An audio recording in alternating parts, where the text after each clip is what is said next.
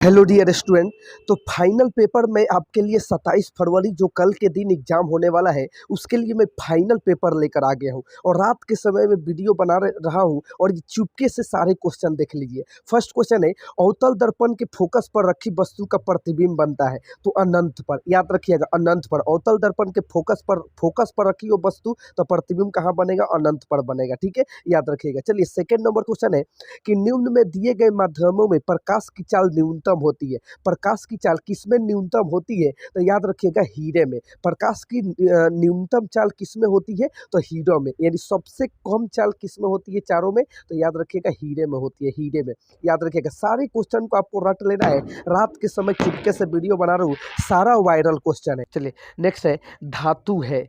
धातु है तो क्या है इसमें? धातु तो लिथियम धातु है। ठीक है, BLISIC। ठीक है, bromine, Li lithium, Si silicon, C carbon. तो लिथियम हमारा है। ठीक है, चलिए अगला है 7, डैश ठंडे तनु अम्ल से हाइड्रोजन गैस बनता है तो जिंक। याद रखिएगा, जिंक। 3 नंबर ऑप्शन, सारे ऑप्शन को याद कर लीजिए।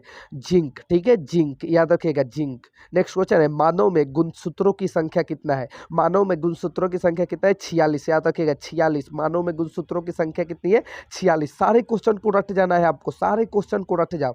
ठीक है, चलिए 9 नंबर क्वेश्चन है, निम्न में से कौन सा मानव में मादा जनन भाग नहीं है? तो याद रखिएगा, यहाँ पे अंडाशय है, ये भी है, गर्भाशय ये भी है, शुक्रवाहिका नहीं है। और नीचे है हमारा, देखिए, शुक्रवाहिका, ये डिम्ब वाहिनी ये भी है। तो तीनों में नहीं, ये शुक्रवाहिका इसका हो जाएगा। ठीक है, शुक्रवाहिका मादा जनन अंग नहीं है। नेक्स्ट क्वेश्चन है 10 नंबर, निम्नलिखित में कौन सा जीन प्रारूप शुद्ध गोल बीजों को प्रकट करता है? तो याद रखिएगा, RR। याद रखिएगा, इस क्वेश्चन को याद कर लो, हमेशा रिपीट होता है, RR। याद रखिएगा, RR। ठीक है, पादपों में जाइलम का कार्य कौन करता है? जाइलम का कार्य होता है जल का संवहन, यानी जल को एक जगह से दूसरे जगह तक ले जाना और लाना। ठीक है, और संवहन का क्या होता है? खाद्य पदार्थों को एक जगह से दूसरे जगह तक लाना। ठीक है, चलिए ये अब लघु उत्तरीय क्वेश्चन को देख लीजिए कि वाहनों के साइड दर्पण में उत्तल दर्पण का ही प्रयोग होता है, क्यों? वाहनों के साइड मिरर में उत्तल दर्पण का ही प्रयोग होता है, क्यों? ये क्वेश्चन आ जाएगा। आपको आंसर क्या लिखना है यहाँ पे? देखिए किस तरीके से लिखना है। उत्तर, वाहनों के साइड दर्पण में उत्तल दर्पण का ही उपयोग किया जाता है क्योंकि ये सदैव सीधा प्रतिबिंब बनाते हैं। ठीक है, यद्यपि वह छोटा हो जाए, इसका दृष्टि क्षेत्र भी बहुत अधिक होता है क्योंकि ये बाहर की ओर वक्रित होता है। अतः उत्तल दर्पण ड्राइवर को अपने पीछे के बहुत बड़े क्षेत्र को देखने में समर्थ बनाते हैं जिससे वे सुरक्षित रूप से वाहन चला सके। ठीक है, देखिए यहाँ पर तो ये ड्राइवर को पीछे की आती हुई चीज़ें बड़ा करके दिखाएगा। ठीक है, उत्तल दर्पण में पीछे का जो चीज़ें होती है वो बड़ा करके दिखाता है, इसलिए उसमें साइड मिरर के रूप में उत्तल दर्पण का यूज किया जाता है। ठीक है, इस तरीके से आपको लिख देना है। नेक्स्ट क्वेश्चन है, एक अवतल लेंस की फोकस दूरी 30 सेंटीमीटर है। ठीक है, वस्तु को लेंस से कितनी दूरी पर रखें कि जिससे वस्तु का प्रतिबिंब लेंस से 20 सेंटीमीटर दूर पर बने। सॉरी, ये देखिए बाहर का भी आवाज़ आ रहा है क्योंकि रात के समय में बाहर वीडियो बना रहा हूँ, तो थोड़ा सा कंप्रोमाइज़ कीजिएगा। ठीक है, एफ का वैल्यू यहाँ पे माइनस में 30 हो जाएगा, क्यों? क्योंकि आप जानते हैं कि अवतल लेंस का फोकस माइनस में होता है। ठीक है, और इसमें लेंस और ये प्रतिबिंब लेंस की प्रतिबिंब 20 सेंटीमीटर दूर पर बने, तो ये प्रतिबिंब यानी भी का वैल्यू दिया हुआ है तो -20 सेंटीमीटर इस तरह आएगा, तो -20 सेंटीमीटर होगा। ठीक है, तो बिंब दूरी, तो यहाँ पे हमें लेंस फार्मूला लगाना है, तो लेंस फार्मूला और यू का वैल्यू हमें बताना है। यू का वैल्यू हमें बताना है तो लेंस फार्मूला होता है 1/v - 1/u equal to 1/v। अब वैल्यू पुट कर दीजिए, 1/v के जगह 1/v और 1/u आपको बताना है और 1/f के जगह 1/f का वैल्यू रख दिया यहाँ पे। ठीक है, चलिए, और 1/u यहाँ पे बताना है। ठीक है, तो यहाँ पे आसानी से आप निकाल सकते हैं। आप आसानी से इसके बाद निकाल लीजिए, 1/u equal to 1/u minus 1/f equal to 1/u value रख दीजिए तीनों, और आसानी से इसको निकाल लीजिएगा आप। ठीक है, तो इसके बाद कैलकुलेशन कर लेना। ठीक है, चलिए, तो यहाँ पे मैं कैलकुलेशन भी कर देता हूँ कि दोनों का एलसीएम कितना हो जाएगा 60, तो 20 तिया 60, तो 3 एकम 3 हो जाएगा, यानी माइनस का 3 हो जाएगा। अब प्लस 30 दूना 60, तो 2 एकम 2 हो जाएगा। ठीक है, और 1/u हो जाएगा। अब 3 में से 2 गया, माइनस का 1 हो जाएगा, तो माइनस के 1 और बटा 60। ठीक है, तो ये 1/u का वैल्यू 1/ माइनस का 60 और ये क्रॉस मल्टीप्लाई होगा तो माइनस का 60 आ जाएगा। ठीक है, तो u का वैल्यू कितना हो गया? -60। इसी तरीके से आपको सॉल्व करना है। ठीक है, इस क्वेश्चन को, ये question most important VVI question है, ढंग से इसे प्रिपरेशन कर लेना, एग्जाम में आने की पूरी संभावना है। ठीक है, सारे वायरल क्वेश्चन है, सारे क्वेश्चन को ढंग से याद कर लो। ठीक है, रात के समय में वीडियो बना रहा हूँ आपके लिए। चलिए थर्ड नंबर क्वेश्चन है, निकट दृष्टि दोष क्या है? निकट दृष्टि दोष क्या है, इसका निवारण कैसे होता है? निकट दृष्टि दोष, निकट दृष्टि दोष में दूर की वस्तु दिखाई नहीं देती। ठीक है, निकट दृष्टि दोष कैसे लिखना है? निकट दृष्टि दोष, निकट दृष्टि दोष नेत्र का वह दृष्टि दोष है जिसके कारण मनुष्य के निकट की वस्तुएं तो स्पष्ट दिखाई देती है, परंतु एक सीमित दूरी के आगे वस्तुएं स्पष्ट दिखाई देती है।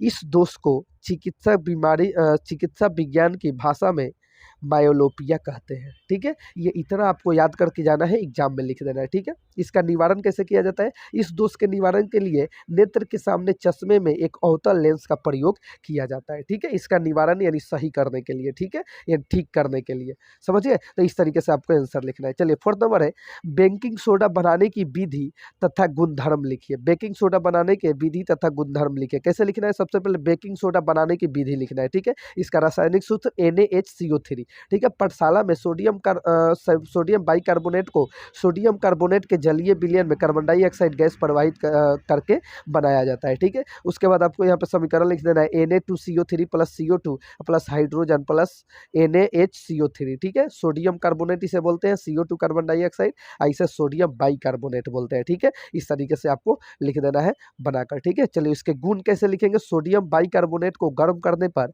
यह अपघटित हो जाता है। ठीक है, जब इसको गर्म किए हैं NaHCO3 को, तो देखिए Na2CO3 plus H2O plus CO2 इसमें टूट गया है। ठीक है, यानी ये गर्म करने पर ये अलग अलग भाग में टूट गया है। ठीक है, चलिए सेकंड, उसके बाद अम्लों में अभिक्रिया कर यह सोडियम लवण तथा कार्बन डाइऑक्साइड गैस बनाता है। देखिए यहाँ पे NaHCO3 प्लस HCl और ये क्या बनाता है? NaCl plus H2O plus CO2। इस तरीके से आपको पूरा का पूरा लिख देना है, पूरा का पूरा आपको मार्क्स मिलेगा। ठीक है, बहुत ज़्यादा वायरल क्वेश्चन है, सारे क्वेश्चन को आपको रट लेना है। ठीक है, एक भी क्वेश्चन इससे बाहर नहीं जाएंगे, सारे क्वेश्चन को 100% रट लो। चलो नेक्स्ट क्वेश्चन है, ये VVI क्वेश्चन है। पीएच मान से आप क्या समझते हैं? शुद्ध जल में हाइड्रोजन आयनों का सांद्रण क्या होता है? ठीक है, चलिए क्वेश्चन इसका आंसर देखिए। पीएच मान सुरेंसर, यहाँ पे लिखना होगा पीएच मान सुरेंसर ने पीएच मापकरण या पीएच स्केल दिया। किसने दिया? सुरेंसर ने, लिख देना है। हाइड्रोजन आयनों के मोल प्रति लीटर में सांद्रण के ऋणात्मक लघु गणक को पीएच कहते हैं।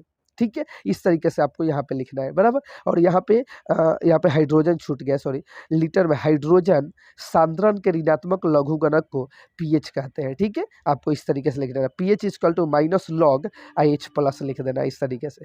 चलिए उसके बाद लिखना है 25 डिग्री सेल्सियस पर जल का आयनिक गुणनफल 1 गुने 10 के पावर माइनस का 14 होता है। ठीक है, ये फार्मूला, इसके बाद आपको ये फार्मूला नहीं लिखना है, यहाँ तक आपको 100% लिख देना है। ठीक है, यहाँ तक आप लिख दीजिएगा जरूर से जरूर। ठीक है, और नीचे लिख दीजिएगा यहाँ पे कि शुद्ध जल का pH मान 7 होता है, इतना आपको लिख देना है, बीच वाला नहीं लिखना है, ये लिखने की जरूरत नहीं है। ठीक है, चलिए तो इस तरीके से आपको लिख देना है। ठीक है, इसको इसको इसको और नीचे वाले को लिख देना है, बीच वाले को लिखने की जरूरत नहीं है आपको। ठीक है, चलिए नेक्स्ट क्वेश्चन की तरफ चलते हैं। नेक्स्ट क्वेश्चन है कि आधुनिक आवर्त नियम लिखिए तथा इस आवर्त सारणी की 2 विशेषताएं भी लिखिए। आधुनिक आवर्त नियम, आधुनिक आवर्त नियम लिखिए तथा इस आवर्त सारणी के 2 विशेषताएं भी लिखना है आपको। ठीक है, चलिए किस तरीके से लिखेंगे कि आधुनिक आवर्त नियम, लिखेंगे आंसर, आधुनिक आवर्त नियम तत्वों के भौतिक तथा रासायनिक गुण, यहाँ पे लिखेंगे आधुनिक आवर्त नियम तत्वों के भौतिक तथा रासायनिक गुण उनके परमाणु संख्याओं के आवर्ती फलन होते हैं। ठीक है, इसके विशेषताएं में लिखेंगे यहाँ पे कि आधुनिक आवर्त सारणी में तत्वों के उनके परमाणु संख्या के बढ़ते हुए क्रम में रखा गया है। ठीक है, 2 नंबर है, तत्वों को इस प्रकार के क्रम में रखने पर तत्वों के एक निश्चित अंतर के बाद समान इलेक्ट्रॉनिक विन्यास वाले तत्व पाए जाते हैं। इस आवर्त सारणी में 7 क्षैतिज पंक्तियां तथा 8 ऊर्ध्वाधर कलम होते हैं जिन्हें आवर्त तथा समूह कहते हैं। ठीक है, चलिए इतना आपको लिखना है। ठीक है, आवर्त, आधुनिक आवर्त में ये होते हैं। ठीक है, कि किसको क्षैतिज पंक्तियां बोलते हैं, किसको ऊर्ध्वाधर पंक्तियां बोलते हैं, कितना ऊर्ध्वाधर होता है, कितना क्षैतिज होता है। ठीक है, चलिए नेक्स्ट है, संतृप्त तथा असंतृप्त हाइड्रोकार्बन में अंतर बताइए। संतृप्त तथा असंतृप्त, देखिए आपको इस तरीके से बताना है, संतृप्त तथा असंतृप्त हाइड्रोकार्बन में अंतर। उसके बाद लिखना है आपको संतृप्त हाइड्रोकार्बन असंतुलित हाइड्रोकार्बन। वे यौगिक जिनमें उपस्थित परमाणुओं की सभी श्रृंखलाएं खुली होती है तथा कार्बन परमाणु की चारों संयोजकताएं एकल बंध द्वारा संतुष्ट रहती है। असंतुलित में आपको लिखना है वे यौगिक जिनमें कार्बन परमाणुओं के बीच द्विबंध या त्रिबंध होता है। ठीक है, सेकंड लिखना है आपको कि संतृप्त में इनका सामान्य सूत्र द्विबंध CnH2n+2 होता है, जहाँ n = 1 2 3 आदि होता है। ठीक है, इसे एल्केन भी बोलते हैं, इसे एल्केन, ये एल्केन का सूत्र है। अगला यौगिक की सामान्य सूत्र CnH2n-2, ये एल्किन है। ठीक है, CnH2n, और ये एल्किन का होता है। ठीक है, और ये एल्काइन, एल्केन एल्किन एल्काइन होता है। ठीक है, तो ये चले नीचे लिख रहा है, इसे एल्केन कहते हैं, उदाहरण मीथेन आदि। इसमें द्विबंध वाले एल्कीन तथा त्रिबंध वाले एल्काइन होते हैं, उदाहरण एमीन एथाइन आदि। ठीक है, इस तरीके से आपको लिख देना है। अब अगला क्वेश्चन है खनिज तथा अयस्क में अंतर समझाइए। खनिज तथा अयस्क में अंतर, देखिए खनिज और अयस्क, ये खनिज है, इधर अयस्क है। ठीक है, अगला है कि भूपर्पटी में, खनिज में भूपर्पटी में प्राकृतिक रूप से पाए जाने वाले तत्वों को खनिज कहते हैं। अयस्क में वे खनिज जिनमें धातु आसानी रूप से तथा कम खर्च में प्राप्त की जाती है, अयस्क कहलाते हैं। नेक्स्ट है सभी खनिजों में धातु की प्रतिशत मात्रा एक समान नहीं होती, सभी अयस्कों में धातु की प्रतिशत मात्रा पर्याप्त होती है। ठीक है, इधर लिखना है आपको इस साइड, सभी खनिजों से धातु का निष्कर्षण नहीं हो सकता, और इधर लिखना है सभी अयस्कों से धातु का निष्कर्षण हो सकता है। इधर 4 नंबर में लिखना है सभी खनिज अयस्क नहीं होते, उदाहरण लिनोमाइट्स। सभी अयस्क खनिज होते हैं, उदाहरण बक्साइट, क्रोमोलाइट। ठीक है, चलिए यहाँ तक आपको लिख देना है ऐसे। ठीक है, सारा VVI में क्वेश्चन आपको दिखा रहा हूँ, सारा मस्ट इंपॉर्टेंट क्वेश्चन दिखा रहा हूँ आपको। ठीक है, चलिए आगे लिखना है 6 नंबर, मेंडल के प्रयोगों के आधार पर प्रभावी तथा अप्रभावी लक्षण को समझाइए। देखिए यहाँ पर प्रभावी लक्षण लिखना है आपको, युग्म विकल्पी कारणों को जीन्स में से वह कारक जो अपने लक्षण के लिए दूसरे कारक के प्रभाव को प्रदर्शित होने से रोक देता है, प्रभावी कारक या प्रभावी लक्षण कहलाता है। ठीक है, उदाहरण में आपको लिखना है कि एक लक्षण जैसे मटर के पौधे का लंबापन के विपरीत प्रभाव वाले दो पौधों का संकरण करने पर प्रथम संकर पीढ़ी F1 में प्रदर्शित होने वाला कारक जीन है, जैसे मटर के पौधे का लंब होना। ठीक है, इस तरीके से आपको लिखना है प्रभावी लक्षण में। ठीक है, चलिए अगला में आपको लिखना है कि अप्रभावी लक्षण। अप्रभावी लक्षण देखिए कि युग्म विकल्पी कारकों इस जीन्स में से वह कारक जो अपने लक्षण को प्रभावी कारक के रहते हुए प्रकट नहीं हो पाता, अप्रभावी कारक या अप्रभावी लक्षण कहलाता है। उदाहरण के लिए किसी लक्षण के लिए प्रथम संकर पीढ़ी प्रभाव प्रदर्शित नहीं होता, उसका कारक जीन कहलाता है, जैसे मटर के पौधे का बौनापन। चलिए यहाँ तक आपको क्वेश्चन करा दिया, इस क्वेश्चन को भी दोनों को आपको 100% रट लेना, पूरा क्वेश्चन आपको VVI करा रहा हूँ। नेक्स्ट है भोजन के पाचन में लार का क्या भूमिका है। भोजन के पाचन में लार का भूमिका, फर्स्ट नंबर है कि लार में एक टाइलिन नामक एंजाइम होता है, यह एंजाइम मंड को शर्करा में बदल देता है, जैसे स्टार्च प्लस टाइलिन, तो यह शर्करा बनाता है। ठीक है, सेकंड में लिखना कि लार भोजन को चिकना बना देता है, जिससे इसे चबाने तथा निगलने में आसानी होता है। ठीक है, इस तरीके से आपको लिख देना है। चलिए एक लास्ट क्वेश्चन आपको बताता हूँ, यहाँ पे पौधों में उवात्त रंध्रों की उपयोगिता का उल्लेख कीजिए। इस क्वेश्चन को आपको पूरा लिख लेना है, और इस क्वेश्चन को भी आपको, और ये फिगर भी बना देना है, और 100% याद कर लेना है। ठीक है, ये क्वेश्चन इतना आपको दिखा दिया मैंने। ठीक है, पौधों में उवात्त रंध्रों की उपयोगिता काष्ठीय तनों में, यहाँ पे आपको 100% याद कर लेना है सारे क्वेश्चन को। ठीक है, और ये सारा VVI क्वेश्चन है, और सारे क्वेश्चन को 100% आपको याद कर लेना है। ठीक है, एक भी क्वेश्चन आपको छोड़ना नहीं है। ठीक है, यहीं से क्वेश्चन आएंगे, रात के समय मैं वीडियो आपको बना के दिखा रहा हूँ। ठीक है, तो देखिए यदि मेरे चैनल पे नए हैं तो चैनल को सब्सक्राइब कर लीजिए। ठीक है, ताकि सभी सब्जेक्ट का जो वीडियो बनाऊँ तो नोटिफिकेशन सबसे पहले आप तक पहुँचे। यहाँ पे सभी सब्जेक्ट की वायरल क्वेश्चन मिलती है आपको, और यहीं से क्वेश्चन पूछे जाते हैं एग्जाम में। ठीक है, तो मिलते हैं नेक्स्ट वीडियो में, तब तक के लिए गुड बाय।